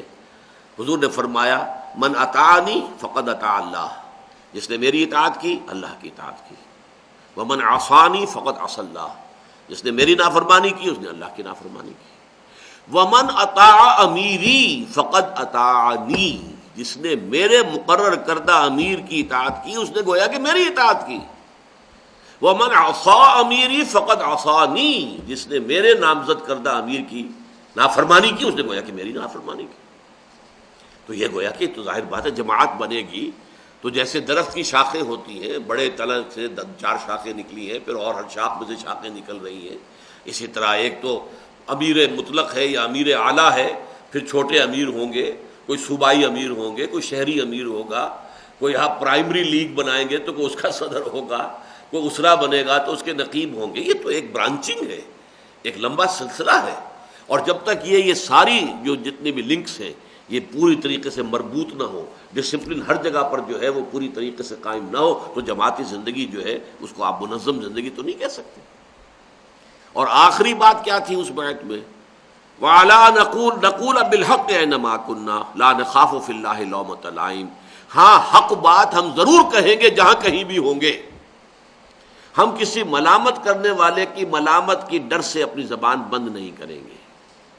یعنی رائے ضرور دیں گے ہم، یہ ہے حریت. اور یہ کہ یہ صرف حق نہیں ہے، آپ کا فرض ہے. آپ کی رائے یہ ہے کہ یہاں نہیں ہونا چاہیے وہاں ہونا چاہیے. ہمارا کیا، آپ کو رائے دینی ہے، آپ کا فرض ہے کہ آپ رائے دیں. تو رائے دینا جو ہے اس میں ہم زبان بند نہیں کریں گے. مبادہ کوئی سمجھے کہ میری کیا حیثیت ہے، میں تو عام آدمی ہوں، میں کوئی بات کہوں گا تو شاید لوگ ہنس پڑیں کہ یہ کیا بات کر رہا ہے. لیکن نہیں، اس خوف سے اپنی زبان بند نہیں کرنی ہے. جو سنسیئر اوپینین ہے، جو آپ کی آنیسٹ اوپینین ہے وہ پیش ضرور کرنی ہے. لیکن اس کے بعد ظاہر بات ہے کہ امیر فیصلہ کرے گا، اور امیر کے فیصلے کے مطابق آپ کے رائے کے مطابق ہو گیا تب تو آپ بالانشراح کریں گے، آپ انبساط کے ساتھ کریں گے. اور اگر نہیں ہوا تو اپنی طبیعت پر جبر کر کے بھی کریں گے، کرنا ہے. یہ ہے بیعت کا وہ نظام جو حضور نے اختیار کر کے، ایک تو یہ کہ چونکہ اس کے بعد اب اصل تصادم کا مرحلہ ہجرت کے بعد شروع ہونے والا تھا، اور پھر یہ کہ مدینے والے جو آئے تھے وہ ہر وقت تو حضور کے پاس نہیں ہوتے تھے. 350 میل کا فاصلہ تھا اس زمانے کے، 350 میل 7-8 دن میں تو یہ فاصلہ طے ہوتا تھا بمشکل. پھر نہ کوئی ٹیلی فون ہے، نہ کوئی ٹیلی گرام ہے، نہ کوئی اور چیزیں ہیں، نہ کوئی فیکس ہے، نہ انٹرنیٹ ہے، کچھ بھی تو نہیں ہے. تو اب کیسے رابطہ ہوگا؟ اس لیے وہاں آپ نے آرگنائزیشنل ڈھانچہ بھی قائم کیا کہ 75 جو تھے جو ایمان لائے تھے ان میں سے 12 کو نقیب مقرر کر دیا. 9 خزرج سے اور 3 اوس سے یہ نقیب مقرر ہو گئے کہ یہ اپنے اپنے حصے کے جو ساتھی ہیں ان کے ساتھ رابطہ رکھیں گے. یہ نظام آپ نے قائم کر دیا. تو گویا کہ آرگنائزیشنل سٹرکچر، ایک ہائرارکی بھی آپ نے اس وقت قائم کر دی. اور یہ وہ شے ہے جو اب ہمیشہ ہمیش کے لیے ہمارے لیے ایک اسوہ ہے، ایک نمونہ ہے جو حضور نے چھوڑا ہے ہمارے لیے. میں تو بلکہ اس کی اس حکمت کو زیادہ ضروری سمجھتا ہوں کہ حضور نے، اس لیے کہ آپ کے بعد اب نبی آنے والا تو کوئی نہیں، رسول کوئی نہیں، لہذا وہ بنیادی جو ردا ہے سم و طاعت کا کہ سنیں گے اور مانیں گے، اس لیے کہ کوئی نبی کہہ رہا ہے یا رسول کا، وہ تو اب نہیں ہوگا. حضور کے بعد تا قیام قیامت کوئی نبی نہیں، کوئی رسول نہیں. تو اب جماعت کس بنیاد پر بنے گی؟ اب سم و طاعت کا ڈسپلن کس بنیاد پر قائم ہوگا؟ وہ نظام بیعت ہے. اس کا قرآن مجید میں ذکر ہے، سورہ فتح میں ذکر ہے 2 جگہ پر، پھر خواتین کی بیعت کا بھی ذکر ہے. تو بیعت کا ذکر قرآن مجید کے اندر موجود ہے، بیعت کا ذکر سیرت میں موجود ہے، احادیث نبویہ میں موجود ہے، پوری ہماری جو تاریخ ہے مسلمانوں کی اس میں موجود ہے. تو یہ بیعت کا انسٹیٹیوشن ہے جس کی بنیاد پر آپ نے آرگنائز کیا. تو یہ ہے دوسرا مرحلہ ہمارا جو اس پورے بحث کے اندر میں نے آپ سے اس وقت جو عرض کیا ہے. نمبر 1 دعوت میں بنیادی شے جو انقلابی نظریے کے اعتبار سے تھی وہ توحید، بذریعہ قرآن، اور جتنے بھی ممکن اس وقت ذریعے ہو سکتے تھے ان کو استعمال کیا گیا. تنظیم، سم و طاعت، آرگنائزیشن، بنیادی ردا سم و طاعت رسول کے لیے، نبی کے لیے. لیکن اس پر آپ نے اضافی ردا رکھا، بیعت سم و طاعت. بایعنا رسول اللہ صلی اللہ علیہ وسلم علی السمع والطاعہ الی الآخر، الی آخر الحدیث. انقلابی عمل کا تیسرا مرحلہ انقلابی تربیت. اس تربیت کے یاد کر لیجئے کہ 3 تو ایسنشل ڈائمنشنز ہیں جو کسی بھی انقلاب کے لیے لازمی ہیں. نمبر 1 کارکنوں میں انقلابی نظریہ ذہنوں میں مستحضر رہے، تازہ رہے. نمبر 2 وہ ڈسپلن کے خوگر ہو جائیں، سم و طاعت کے عادی ہو جائیں. نمبر 3 ان میں تن من دھن ہر شے قربان کرنے کا جذبہ پیدا ہو جائے۔ چوتھی ڈائمنشن اسلامی انقلاب کے لیے لازم ہے، اور وہ ہے اخلاقی اور روحانی تربیت۔ اب اس کا جائزہ لیجئے سیرت النبی میں یہ کام کس طور سے ہوئے۔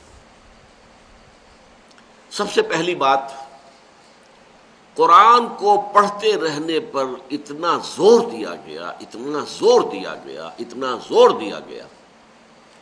قرآن ہی در حقیقت بمبا ہے، سرچشمہ ہے اس نظریے کا، اس فکر کا، اس فلسفے کا جس پر کہ یہ انقلابی عمل شروع ہونا ہے۔ قرآن پڑھو، قرآن پڑھو، قرآن پڑھو، اس حد تک کہ آغاز میں تو کہا کہ رات کا کم سے کم 1/3 حصہ، اور ہو سکے تو 2/3 حصہ کھڑے رہو اور قرآن پڑھو۔ یا ایھا المزمل قم اللیل الا قلیلا نصفہ او انقص منہ قلیلا او زد علیہ ورتل القرآن ترتیلا۔ حالانکہ اس وقت تک قرآن ابھی کتنا نازل ہوا تھا؟ بہت تھوڑا سا۔ اس کو ہیمر کرتے رہو، یہ لفظ جان بوجھ کر استعمال کرو، hammer it down, hammer it down. یہ قرآن تمہارے رگ و پے میں سرایت کر جائے، تبھی یہ مستحضر رہے گا، اور تبھی تمہارے اندر جہاد کا اور اس کے لیے جد و جہد کا اور قربانی کا جو جذبہ جو ہے وہ برقرار رہے گا۔ اس کے بعد بھی آپ دیکھیں گے اتل ما اوحی الیک من الکتاب واقم الصلاۃ ان الصلاۃ تنہی عن الفحشاء والمنکر، پڑھتے رہا کرو جو کتاب میں تم پر نازل کیا گیا۔ واتل ما اوحی الیک من کتاب ربک لا مبدل لکلماتہ ولن تجد من دونہ ملتحدا۔ پہلی آیت جو ہے 21ویں پارے کی پہلی آیت سورہ عنکبوت کی ہے، دوسری آیت جو ہے یہ وَاتْلُ مَا أُوحِیَ إِلَيْكَ، یہ آیت جو ہے سورہ کہف کی ہے۔ پڑھا کرو، قرآن پڑھا کرو، تمہارے لیے سہارا یہی ہے۔ تو در حقیقت قرآن کا یہ پڑھنا اور قرآن کو یہ مسلسل اس کی تلاوت کرتے رہنا، یعنی یہ ایسی کتاب نہیں ہے کہ بس سمجھ لی تو بات ختم ہو گئی، نہیں نہیں نہیں، repeat it, repeat it, repeat it, go on repeating it, پڑھتے رہو، پڑھتے رہو، پڑھتے رہو، پڑھتے رہو، اس لیے کہ اسی سے تمہارے اندر وہ انقلابی فکر توحید اس کی شمع روشن رہے گی، اور اس کے تقاضے جو ہیں تمہارے سامنے واضح ہوتے رہیں گے، اور تمہارا جو جوش و جہاد کا جذبہ جو ہے وہ برقرار رہے گا۔ اس کے بعد مدینے میں آ کر اس میں اضافہ کیا گیا ہے کہ اجتماعی شکل۔ جمعے کا نظام اصل میں کیا تھا؟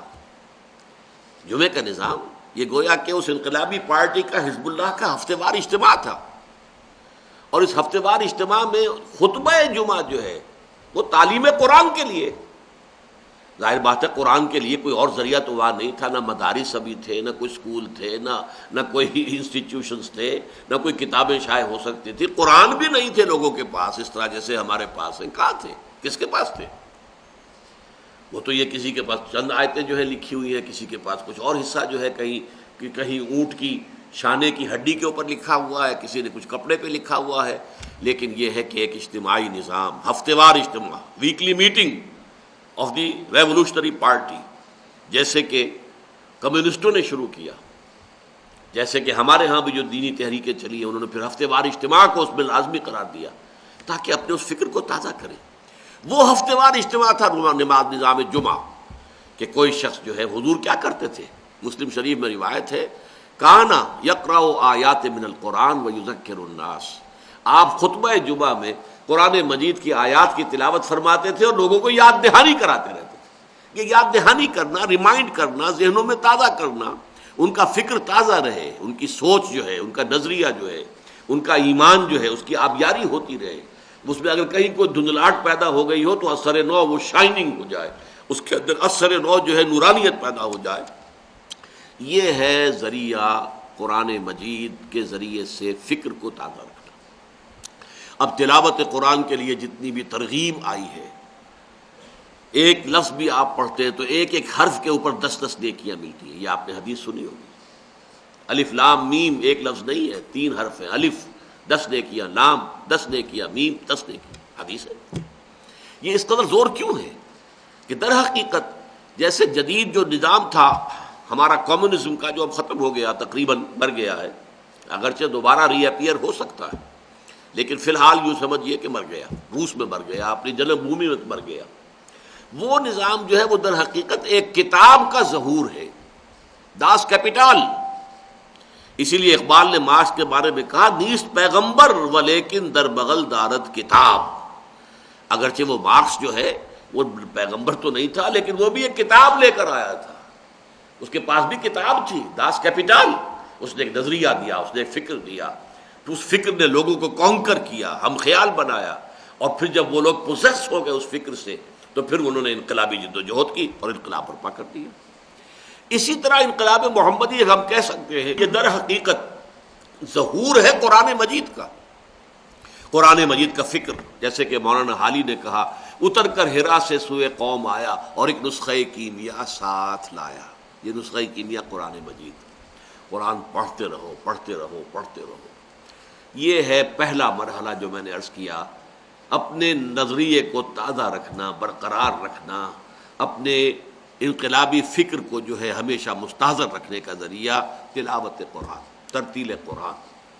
نمبر 2، یہ جو عادت ہے سم و طاعت کی، اس کا براہ راست تعلق اس وقت جو ہوا ہے، سب سے بڑی جو اس زمن میں تربیت حاصل ہوئی ہے وہ اصل میں چوتھا جو سٹیپ ہے اس کے حوالے سے۔ جب آپ سے یہ کہا جائے کہ چاہے تمہارے جسم کے ٹکڑے اڑا دیے جائیں آپ نے ہاتھ نہیں اٹھانا، اب یہ کتنا بڑا امتحان ہے انسان کے لیے۔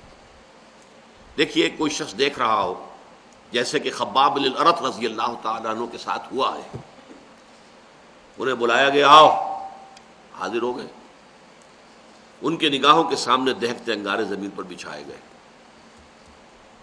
کہا اتارو کرتا اپنا، اتار دی، لیٹ جاؤ ان کے اوپر۔ اب کیا مطلب ہے؟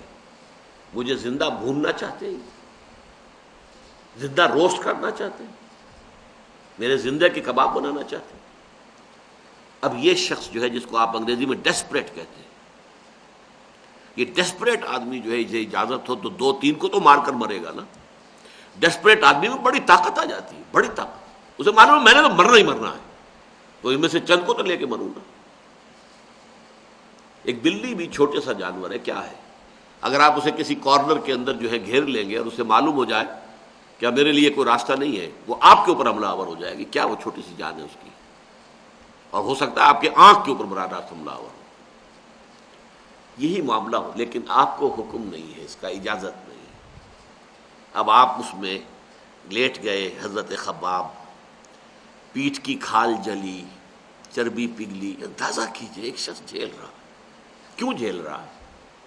نہ کھڑا ہو کر ایک کو مکہ مارے، اس کو یہ کرے، جو کہ دھکا دے، 4 آدمی زبردستی لٹائے، وہ دوسری بات ہے، 8 آدمی پکڑیں گے کم سے کم تب وہ انگاروں پر لٹا سکیں گے نا، ورنہ تو نہیں آدمی کو کوئی لٹا سکتا، ایک آدمی تو نہیں لٹا سکتا، اور 1-2-4 کو مار کر جو ہے مرے گا، لیکن نہیں، اجازت نہیں۔ سب سے بڑا ڈسپلن پیدا کرنے والا معاملہ یہ، بدقسمتی سے سیرت النبی کا جو یہ چوتھا سٹیج ہے، پیسو ریزسٹنس، اسے ہمارے ہاں بہت کم سیرت نگاروں نے سمجھا ہے کہ اس کی اہمیت کیا ہے، اس کے کس قدر دور رس نتائج اور اثرات پیدا ہوئے۔ وہ پہلے بھی بیان کر چکا ہوں، پھر ابھی چوتھے سٹیپ پر بھی ہم آئیں گے تو اس کو دوبارہ میں دوہرا دوں گا، لیکن یہاں اس وقت یہ کہ اسی سے در حقیقت سمع و طاعت، سنو اور مانو، سب سے بڑی آزمائش اس کے ذمن میں یہی تھی، چاہے تمہارے ٹکڑے اڑا دیے جائیں، کچھ نہیں۔ حضرت سمیہ اور حضرت یاسر رضی اللہ تعالیٰ عنہ دونوں کو اسی طریقے سے ابو جہل نے ٹارچر کر کر کے، بدترین اور ٹارچر کر کر کے انہیں دونوں کو شہید کر دیا۔ نہ انہوں نے ریٹیلیٹ کیا، نہ کم سے کم 40 اس وقت مسلمان موجود تھے مکے میں، ان میں سے کسی نے آ کر ابو جہل کا ہاتھ پکڑا، الاؤڈ نہیں ہے، نو پرمیشن فرام محمد صلی اللہ علیہ وسلم۔ یہ ڈسپلن میرے نزدیک سب سے زیادہ اس ڈسپلن کا خوگر جو ہوئے ہیں صحابہ کرام، وہ در حقیقت اس بنیاد پر ہوئے۔ نمبر 3، تن من دھن نچھاور کر دینے کے لیے تیاری ہے۔ اس کا تعلق بنیادی طور پر تیسری ایمانیات میں سے جو تیسری شق ہے، ایمان بالآخرہ۔ اگر یقین ہے کہ یہ زندگی تو بہرحال آج نہیں تو کل ختم ہو جانی ہے، اصل زندگی آخرت کی ہے، وَإِنَّ دَارَ الْآخِرَةَ لَهِيَ الْحَيَوَانُ، جو کچھ میں خرچ کر رہا ہوں اللہ کے دین کے لیے کہاں جا رہا؟ کہیں نہیں جا رہا، وہ ڈیوائن بینک ہے اللہ کا، اس میں ڈپازٹ ہو رہا ہے. I stand to lose nothing. آخرت کا اگر یقین ہو تو میں نے اگر کچھ خرچ کیا تو خرچ کہاں کیا؟ میں نے تو بچت کی ہے. بڑا پیارا واقعہ ہے حضور کا.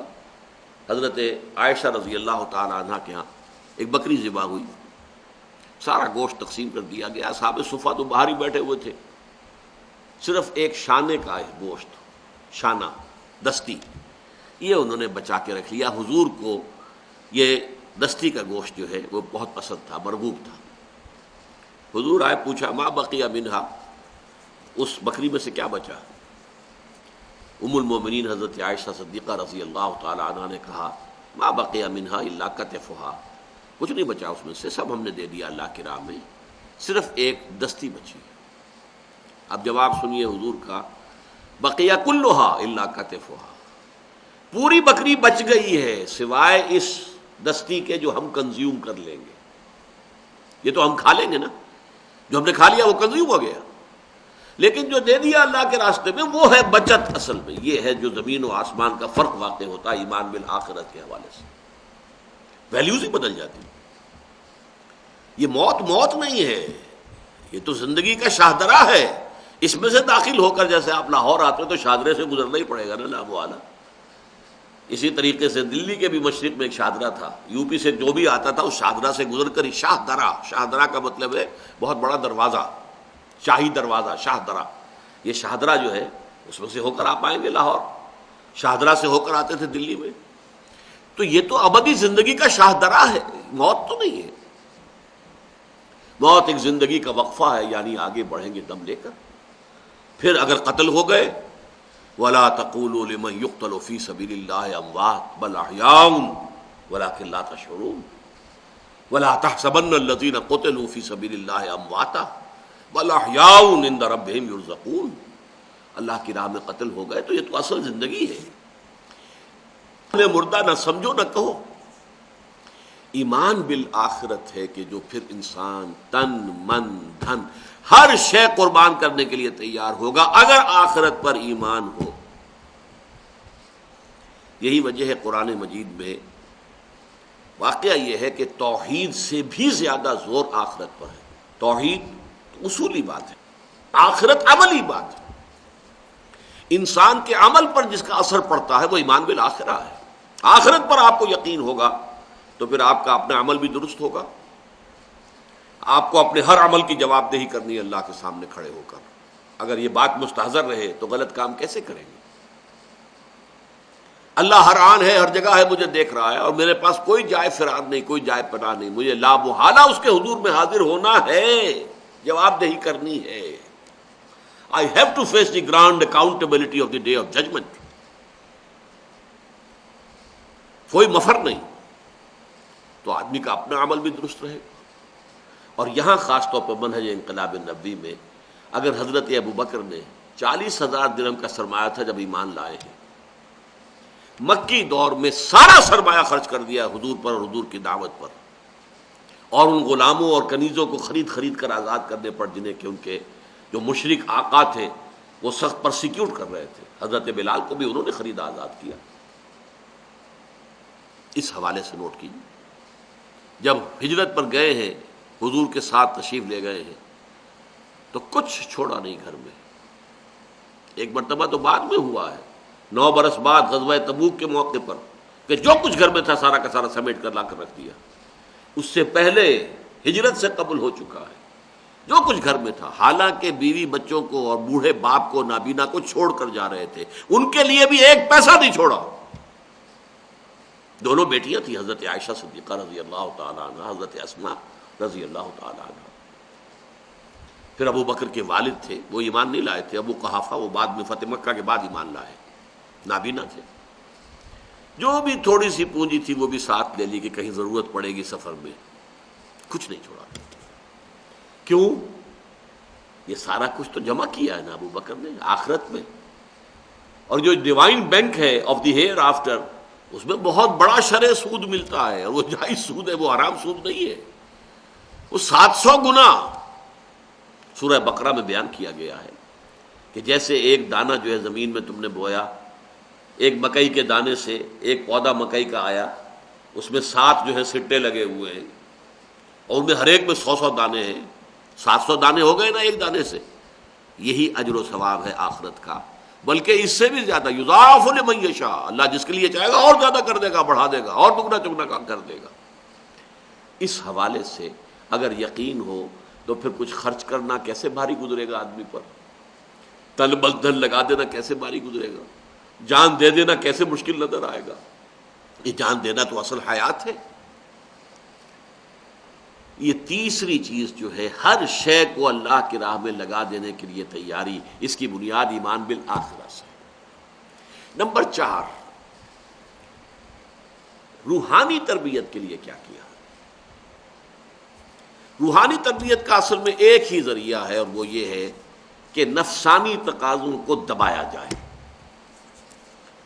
آپ کی اڈ اور لبیڈو، آپ کے اینیمل انسٹنکٹس جو ہیں، وہ چاہتے ہیں آپ کو کنٹرول کرنا، آپ کی پوری شخصیت کے اوپر حکمرانی کرنا چاہتے ہیں، لیکن آپ ان کو دبائیں گے تو روح کو ریلیف ملے گا، روح کو آزادی ملے گی، روح جو ہے پھر وہ ریلیف کا سانس لے گی، سائی آف ریلیف، اور اللہ کی طرف متوجہ ہوگی۔ ان کو 2 ذریعوں سے، نمبر 1، وہ جو رات کو کھڑے رہنا ہے اللہ کے حضور میں۔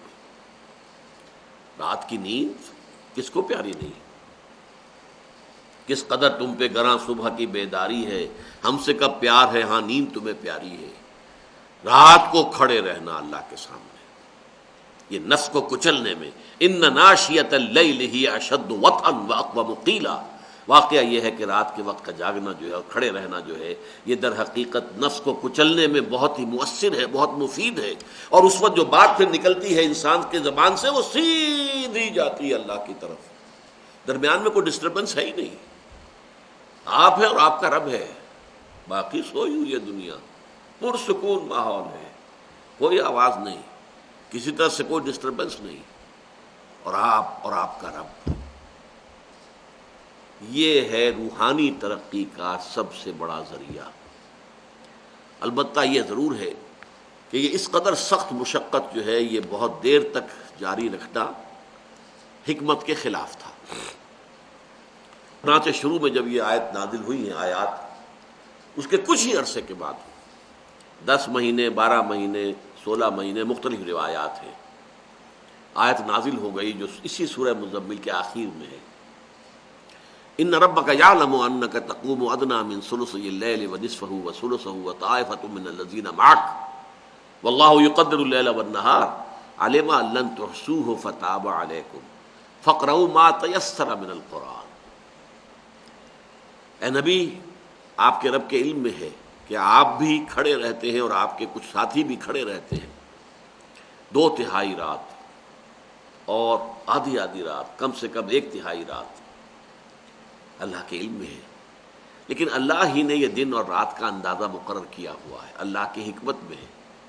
رات جو ہے انسان کے آرام کے لیے بھی ہے، اس ریجوینیشن کے لیے، دن بھر کی مشقت کے بعد انسان کو ریجوینیشن، ریوائٹلائزیشن کے لیے ضروری ہے کچھ نہ کچھ ریسٹ۔ یہ اللہ کا بنایا ہوا نظام ہے۔ واللہ یقدر اللیل والنہار علم ان لن تحصوہ، اس شدید مشقت کو اللہ جانتا ہے کہ آپ لوگ زیادہ دیر تک نہیں نبھا سکتے۔ فاقرؤوا ما تیسر من القرآن، تو اب یہ 1/3 شب کم سے کم اس کی قید جو ہے ختم ہو گئی، جتنا بھی آسانی سے ممکن ہو پڑھ لیا کرو قرآن۔ یہ بہت جلدی ہی در حقیقت آیت نازل ہو گئی، اور اس کے کچھ عرصے بعد 10-11 برس بعد پھر اس آیت کا آخری حصہ نازل ہوا۔ علم ان سیکون منکم مرضی وآخرون یضربون فی الارض یبتغون من فضل اللہ وآخرون یقاتلون فی سبیل اللہ فاقرؤوا ما تیسر منہ واقیموا الصلاۃ وآتوا الزکاۃ واقرضوا اللہ قرضا حسنا۔ اب ایک اور بدل تجویز کر دیا گیا۔ اللہ کے علم میں ہے کہ تم میں سے کچھ لوگ کبھی بیمار بھی ہوں گے، ان کے لیے یہ قیام اللیل ممکن ہی نہیں رہے گا۔ کچھ لوگ ہوں گے جو سفر کے لیے زمین میں جائیں گے، کاروبار کے لیے، وہاں ان کے لیے مشکل ہو جائے گا یہ رات کی نماز اور قیام اللیل کا اہتمام کرنا۔ کچھ لوگ ہوں گے جو اللہ کی راہ میں جنگ کے لیے نکلیں گے، ظاہر بات ہے جنگ کا معاملہ جو ہے دن بھر جو بھی سختیاں بیتتی ہیں تو رات کو پھر آرام کی ضرورت ہوتی ہے، تو اس لیے اللہ تعالیٰ نے اور آسان کر دیا، بس جتنا بھی آسانی سے ممکن ہو پڑھ لیا کرو، ہاں نماز قائم کرو اور زکوٰۃ ادا کرو، یہ بدل کی حیثیت سے فرض اب یہ چیزیں ہیں۔ 5 وقت دن میں نکلو تاکہ وہ ذکر والی بات اقیم الصلاۃ لذکری، وہ اپنے فکر اور فلسفے کو تازہ کرنے کے لیے یہ پہلے رات کے 2/3 یا 1/3 کم سے کم جو ہے کھڑے رہنے کی جو بات تھی وہ ختم کر کے اب دن میں 5 مرتبہ نکلو، فجر کے وقت آؤ، ظہر کے وقت آؤ، عصر کے وقت آؤ، مغرب اور عشاء، اور اپنا وہ قرآن بھی سنو، خود بھی پڑھو، اور اس میں اپنے اس فکر کو تازہ کرو۔ رات کا جتنا بھی ہو سکے، جس کے لیے بھی ہو سکے وہ کرے۔ اب یہ فرض نہیں ہے، یہ واجب نہیں ہے، یہ نفل ہے۔ ہاں حضور صلی اللہ علیہ وسلم کے لیے اس کو واجب کے درجے میں برقرار رکھا گیا۔ اس نفسانیت کا دوسرا علاج اور روحانیت کے لیے دوسرا قدم، مال کی محبت کو کھرچ کھرچ کر نکال دو۔ انفاق انفاق انفاق انفاق، خرچ کرو خرچ کرو خرچ کرو خرچ کرو، اس لیے کہ اس نفس کو سب سے زیادہ محبوب شے کیا ہے؟ حیات دنیاوی، اس کی لذتیں، اور اس کا ذریعہ مال ہے، مال کی محبت ہے۔ اس مال کی محبت کو دل سے نکالو۔ آگے چل کر تو بلکہ مدنی دور میں واضح کیا گیا کہ نفاق کے مرض کا علاج کیا ہے؟ انفاق ہے۔ نفاق کا علاج انفاق، نفاق کا اگر علاج کرنا ہے تو انفاق، اللہ کی راہ میں خرچ کرو خرچ کرو خرچ کرو۔ یہ گویا کہ تزکیہ نفس، زکوٰۃ جو ہے در حقیقت اسی لفظ تزکیہ سے بنی ہوئی ہے نا، نفس یہ زکوٰۃ، تو تزکیہ نفس کا سب سے بڑا ذریعہ جو ہے اللہ کی راہ میں مال خرچ کرنا۔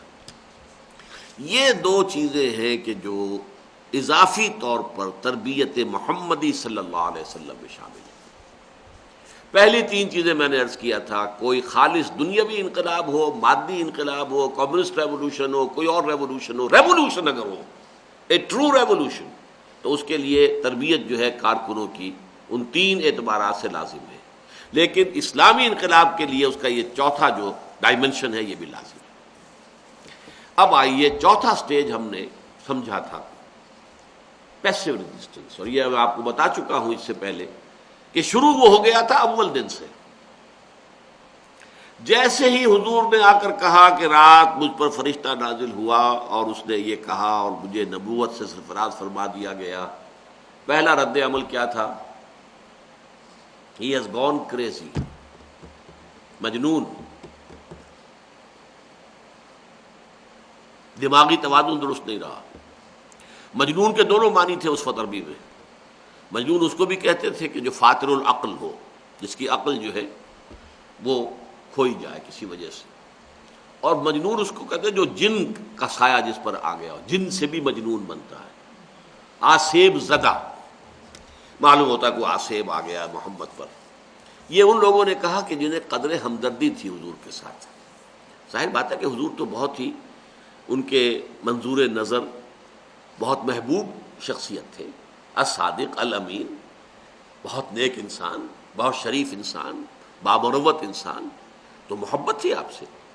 تو پہلا ریئیکشن یہی تھا کہ معلوم ہوتا ہے یہ تنہائیوں میں کوئی مراقبے کرتے رہے ہیں غار حرا میں بیٹھ کر، جیسے آج کل ہم کہتے ہیں نا اس کو کوئی چلہ الٹا پڑ گیا، تو معلوم ہوتا ہے کہ ان کا یہ جو کوئی مراقبہ ہے وہ کوئی الٹا پڑ گیا، ان پر کوئی جن جو ہے اس نے ان کو پوزیس کر لیا، تو مجنون ہے۔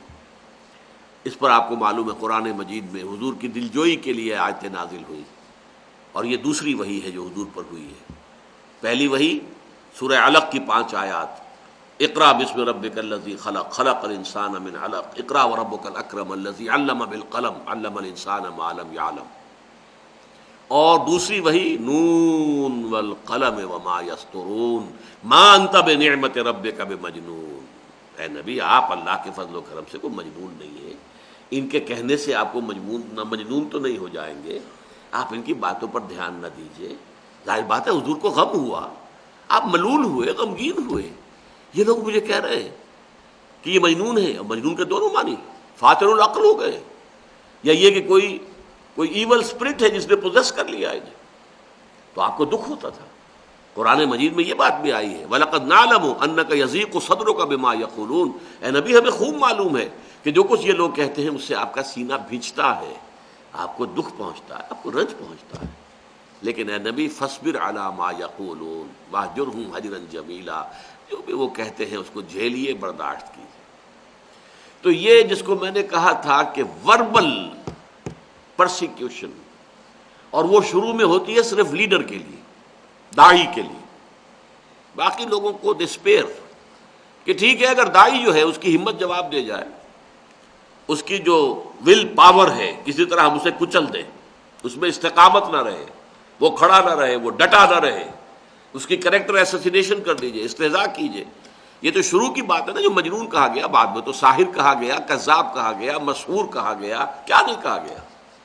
یہ بھی کہا گیا کہ انہوں نے ایک غلام ہے عجمی، وہ اپنے گھر میں بند کیا ہوا ہے کوٹھری کے اندر، وہ بڑا عالم ہے، پرانی کتابوں کا جاننے والا ہے، پرانی تاریخ کا جاننے والا ہے، اس سے یہ ڈکٹیشن لیتے ہیں، اکتتبہا، ڈکٹیشن لیتے ہیں، اور پھر آ کر ہم پر گھونس جماتے ہیں کہ وہی آئی ہے اللہ کی طرف سے۔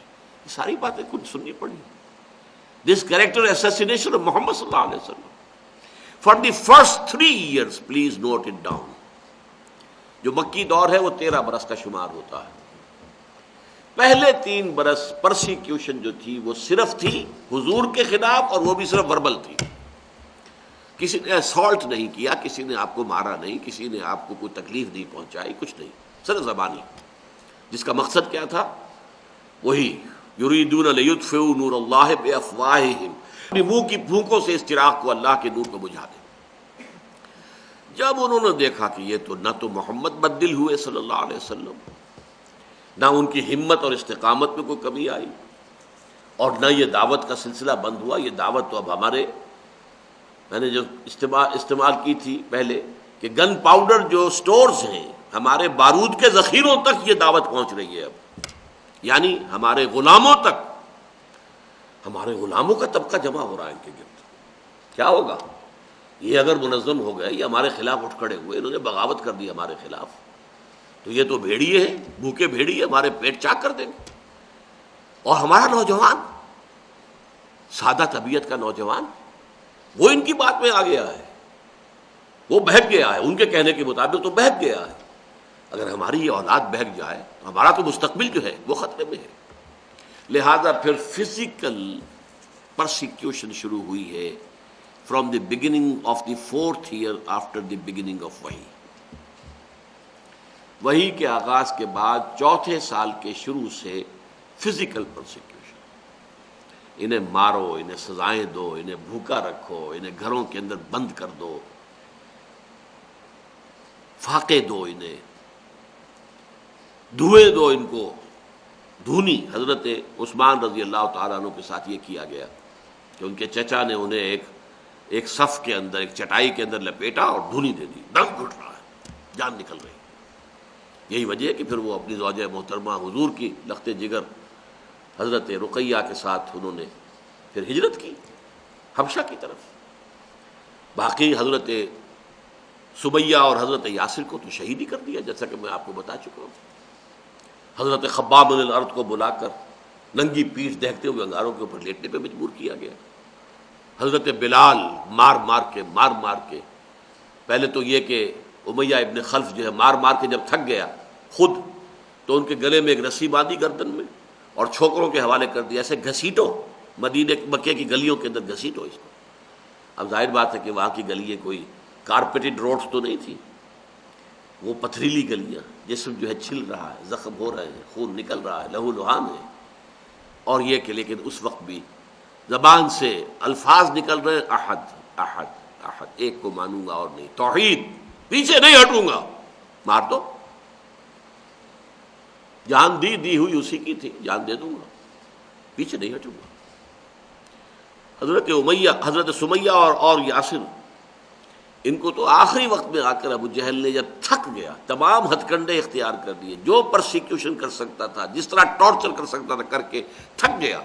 انہوں نے کہا اچھا ایک دفعہ کہہ دو تم، اے سمیہ اور اے یاسر، ایک دفعہ کہہ دو کہ ہاں میرے معبودوں میں بھی کوئی سچائی ہے، کچھ حق ہے، میں تمہیں چھوڑ دوں گا۔ ایک دفعہ بھی کہنے کو تیار نہیں۔ بلکہ حضرت سمیہ نے تو وہ جو چھوٹا سا بت ہاتھ میں لیے ہوئے تھا اس کے اوپر تھوک دیا، اس پر تیش میں آ کے اس نے جو برچھا مارا، برہنہ تو پہلے کر چکا تھا۔ جوان بیٹا حضرت عمار انہیں ایک تنے کے ساتھ باندھا ہوا ہے، ستون کے ساتھ، اور ان کی نگاہوں کے سامنے ماں کو برہنہ کیا ہے، انہوں نے اپنی آنکھیں بند کی، اور پھر یہ کہ برچھا مارا ہے شرمگاہ کے اندر اور شہید کر دیا۔ یہ سارا ٹارچر، لیکن پیسو ریزسٹنس، نو ریٹیلیشن whatsoever، نو ریٹیلیشن whatsoever۔ یہ میں نے عرض کیا نا کہ اس پر بہت کم توجہ ہوئی ہے۔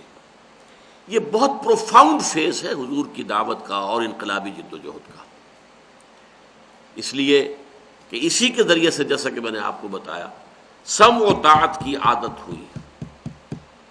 حالانکہ ایک شخص انتہائی ڈیسپریٹ ہو کر مرنے سے پہلے 2-4 آدمیوں کو مار سکتا ہے، لیکن نہیں، اجازت نہیں، سمع و طاعت کی۔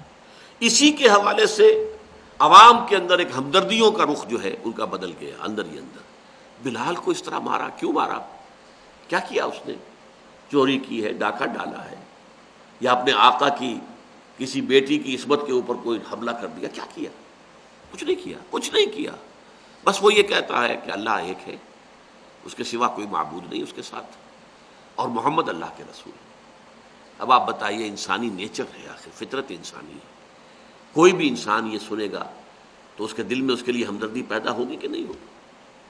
چاہے اس میں ہمت نہیں ہے کہ ابو جہل کے سامنے ڈٹ کر کھڑا ہو جائے، اور امیہ ابن خلف جیسے سفاک سردار کے سامنے کھڑا ہو جائے ڈٹ کر کہ کیوں یہ کر رہے ہو ابو جہل کے ساتھ، یہ ہمت تو نہیں ہے۔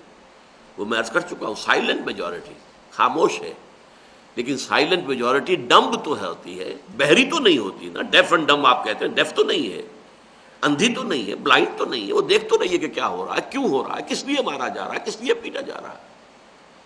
اوہ بھائی آج تو بہت بڑا ظلم ہو گیا، بہت بڑا ظلم ہو گیا۔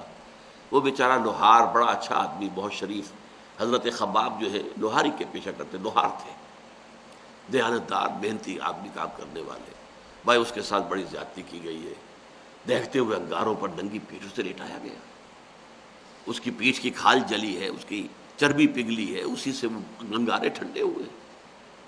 بھائی کیوں، کیسے، کیا کیا اس نے؟ کسی کے ساتھ خیانت کی، کسی کے ساتھ وعدہ خلافی کی تھی، کام جو ہے ٹھیک وقت پر نہیں دیا تھا، کیا ہوا؟ کچھ نہیں، بس ایک ہی جرم ہے، وہ کہتا ہے میرا صرف ایک رب ہے، میں اسی کو مانتا ہوں اور کسی کو نہیں مانتا، اور وہ کہتا ہے کہ محمد اللہ کے رسول ہے، اللہ کے بندے۔ اس کا جو نتیجہ نکلتا تھا اس کا آپ اندازہ کر سکتے ہیں کہ اس سے وہ جو اندر ہی اندر جو دلوں کو فتح کر دے وہی فاتح زمانہ، اندر ہی اندر عوام کے دل جو ہیں وہ کدھر جا رہے ہیں؟ They are swinging in the direction of Muhammad صلی اللہ علیہ وسلم اینڈ ہز کمپینینز۔ یہی وجہ ہے، اچھی طرح سمجھ لیجئے، ویسے تو اسباب اور بھی ہیں، غزوہ بدر میں جو ایک معجزانہ کامیابی مسلمانوں کو حاصل ہوئی اور فتح ملی، میں یقیناً فرشتے بھی آئے، انہوں نے حصہ لیا ہے جنگ کے اندر، اللہ نے وعدہ کیا تھا اور وعدہ پورا ہوا ہے، بہت سے اس کے ہیں جو فیکٹرز ہیں، لیکن ایک فیکٹر یہ بھی ذہن میں رکھیے کہ ادھر سے جو آئے تھے 313، ان کے فل آف کنوکشن تھے، ان کا یقین تھا کہ ہم حق پر ہیں، ہمارا لیڈر محمد اللہ کا رسول ہے، اللہ کا نبی ہے، سید البشر ہے، سید الکونین ہے۔